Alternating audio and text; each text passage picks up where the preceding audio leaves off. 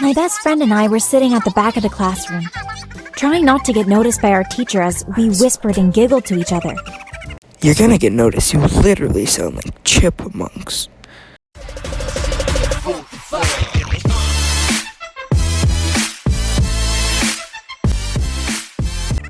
We had so much to catch up on. I hadn't seen her since Friday afternoon, and it was now Monday morning.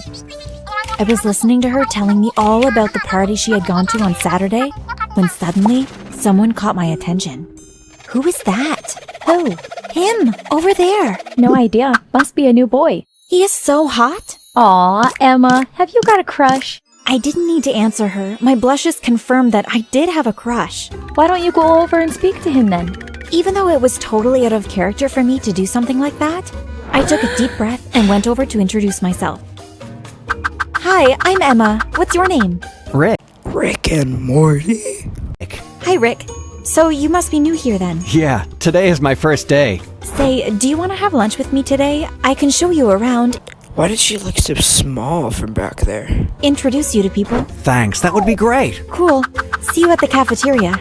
I went back and told my friend what had just happened. She was so excited for me. Now don't waste time. Make sure you get a date with him before someone else snaps him up. So that's what I did.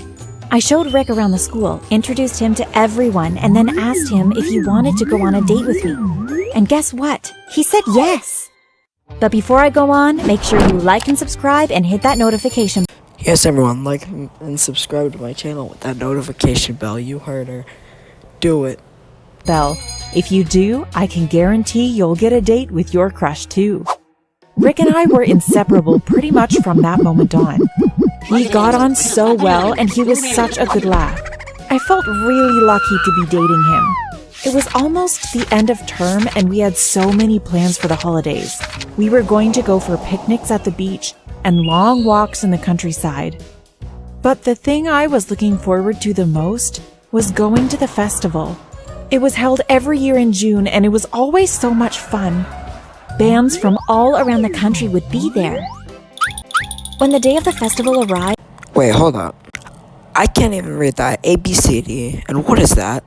Nick asked me to meet him at the entrance so we could hang out together. I got there early and waited for him. A few minutes later, he came running over. Hi, Emma. Sorry I'm late. It's okay, I was early anyway. We handed over our tickets to the man at the gate and went inside. There were tents and marquees dotted all around the ground. Some of them advertised bands and artists that would be playing there throughout the day, whilst others sold goods of one description or another. We wandered around from stall to stall, stopping to buy things every now and again. Suddenly, one of the tents caught my eye. "The Oracle, come and get your fortune told," read the banner outside. "I'm going to go in there." Okay, I'll go and grab us some food and drinks. I'll meet you back here. I watched as Rick walked away and then I went inside the tent. As soon as I went inside, I instantly sensed the air of mystery. In the middle of the tent sat an old woman. She had a crystal ball in front of her and tarot cards were laid out on the table beside her. As I walked towards her, I was suddenly shocked to see an image of myself straight in front of me. "Don't be silly, Emma, it's obviously a mirror." But then, the reflection in the mirror started to move on its own accord. I realized that it wasn't a mirror. It was another person and she looked exactly the same as me. Hi. This is weird, isn't it? We look exactly the same as each other. Yes, it's almost like we're twins, except I don't have a twin. Neither do I. But as we talked a little more, it soon became apparent that we were twins. We were born on the same day at exactly the same time in the same place. That is so weird, but why didn't our parents tell us that we had a twin? She told me that her name was Ella and she lived alone with her dad. I live alone with my mom. So I'm guessing they must have split up and decided to take one twin each to live with them? It's like the Parent Trap. We sat and chatted and told each other all about our lives. When I heard what Ella's life was like compared to my own, I felt so sorry for her. I lived in a big house with my mom and we had everything we wished for, whereas Ella's life sounded awful. They lived in a tiny house and her dad was really poor. It's not fair. You were lucky that you got to live with Mom, and you have a rich life. We should swap. That way, I will get a chance to live a nice life too. But I like living with my mom. I don't want to swap lives with you. When Ella realized that I wasn't going to agree to swap lives with her, she became really angry. Suddenly, she ran up to the fortune teller and spoke to her. Is there anything you can do to help me swap lives with my twin? Yes, I Pinocchio, Phineas the fur-looking dude. can perform a spell for you. No, please don't. I don't want to swap lives. But the fortune teller didn't listen to me. I watched as she recited a spell and then clicked her fingers. It was over in a matter of seconds. I looked at Ella in panic, but all she did was laugh evilly, and then she walked out of the tent. I tried to follow her, but I couldn't see where she had gone. As I looked around me, I noticed Rick standing outside waiting for me. He had a plate of food and drinks in his hand, but I had lost my appetite. I was in no mood to stay at the festival any longer. I'm sorry, Rick. I'm not feeling very well. I'm gonna go home. Oh, no. Do you want me to come with you? No, it's okay. You stay here. Enjoy the rest of the festival. Are you sure? Yes, honestly, I'll see you tomorrow. I was really starting to feel panicked at the thought of what had just happened. I was worried that I was going to have to switch lives.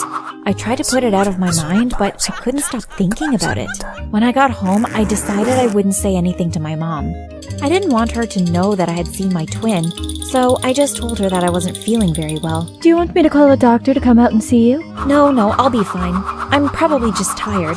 I'm sure after a good night's sleep, I'll feel a lot better. Okay, darling. Well, you go and get into bed, and I'll bring you up a hot chocolate. I went upstairs and laid on my bed. I tried not to think about Ella anymore. Mom came up with my drink and gave me a kiss goodnight. Sleep well, darling. I'm sure you'll feel better in the morning. But when I woke up the next morning, things were a whole lot worse. As soon as I opened my eyes, I knew that the spell had worked. I didn't recognize anything in the room, and I had no idea where I was. Before I had a chance to even think about what had happened, I heard a knock at the bedroom door, and then a voice said, Come on, Ella. Hurry and get up. You need to make breakfast. "Oh my god, that must be my dad. I'm in Ella's body now." The panic started building up inside of me again. I knew that I had to get out of there. So instead of going down to the kitchen to make breakfast, I crept down the stairs, slipped out of the front door, and ran down the street. It was a really rough neighborhood, and I had never been in that part of town before, so I had no idea how to get home. I ran down the street to the left, but as soon as I turned the corner, I saw that I had reached a dead end. I turned around and ran back in the opposite direction. I just kept on going and going until eventually I started to recognize some of the buildings. I let out a sigh of relief. Thank God I know where I am now. It took me about half an hour more, but finally I reached my house. As soon as I got inside, I went straight to the kitchen where I knew my mom would be eating her breakfast. Sure enough, there she was, sitting at the kitchen table. My twin. When Mom saw me, her face fell in shock, and she let out a loud scream. Oh! Mom, I'm Emma. This is my twin sister. She has swapped her life with mine. Ew, she really digging for gold. I told my mom all about what had happened at the festival. She's lying, Mom. I'm Emma. I could see from Mom's face that she was torn. She didn't know which one of us to believe. I couldn't blame her after all. We were identical. How could she tell us apart? But then, without saying a word, Mom came over and gave me a hug. I was shocked. How did you know it was me? It's your birthmark on your elbow. I was totally confused then. But I thought Ella had switched bodies with me. Wouldn't that mean that she would be the one that would have the birthmark? Oh my god, are you that stupid? I didn't switch bodies with you. So what happened then? How did I end up in your house? I crept into your house and gave you a sedative. Once you were sedated, I kidnapped you and brought you to my own home. Once you were there, it was easy for me to swap clothes with you and come back to live here with Mom. I looked at Ella in shock. Then Mom spoke up. How could you do such a thing to your own twin sister? Ella burst into tears. I have had such a terrible life. Dad has no money and he makes me do everything for him. I just wanted a taste of the life that Emma has been living. I wanted to get to know you, Mom. When I heard her words, I couldn't help but feel sorry for her. It's true, Mom. I'm so lucky that I was the one that got to live with you. It really hasn't been fair on Ella. You're right, Emma. We have to find a way to make this right. I have an idea. How about if we take it in turns at living with Mom? 1 week in poverty and then 1 week in wealth. How does that sound to you? Ella looked so happy. Would you really do that for me? I can't believe it, especially after everything I have done. Of course I will do it. After all, I'm your sister, and that's the kind of things sisters do for each other. I'm honestly really grateful for your offer, but I can't let you do it. You have no idea how bad it is living at my house. Well, maybe I can think of a better solution. Ella and I both turned to see what Mom was going to say. How about if we go to the court and apply for Ella to come live with us? If I tell the courts about the terrible conditions she's living in and how badly her dad is treating her, then maybe they will give me custody of her too. Do you really think they will? Well, we won't know unless we try, will we? I will contact my lawyer. But before I do, I'm going to call your dad and let him know you are here with me. Ella looked scared when she heard that Mom was going to call him. He'll be so angry with me. He will make me come home or there won't be anyone to make him dinner. You just leave him to me. Mom picked up her phone and dialed his number. We listened as she told Dad exactly what she thought about him and how he had been treating Ella. When she put the phone down, she turned to us and smiled. I don't think you will be getting any more trouble from him. What did he say? He has agreed to let you come and live with us. To be honest, I don't think he was really bothered. Ella and I both screamed for joy. She ran over to put her arms around me.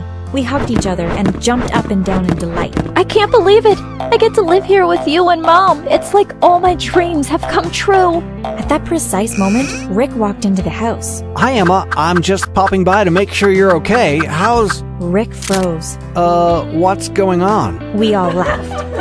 Hi, Rick, I said. It's a long story. From that day on, we never heard again from our dad. I was so happy to have found my twin, and from the moment she moved in, it was like the final piece of our family puzzle had slipped into place. Well, that was the most boring 10 minutes of my life. Well, we tried something out new today. So if you guys liked it, like, subscribe. If you hit 10 likes, I'll do another one. Yeah, it's TJ with an AY, and I'm signing out.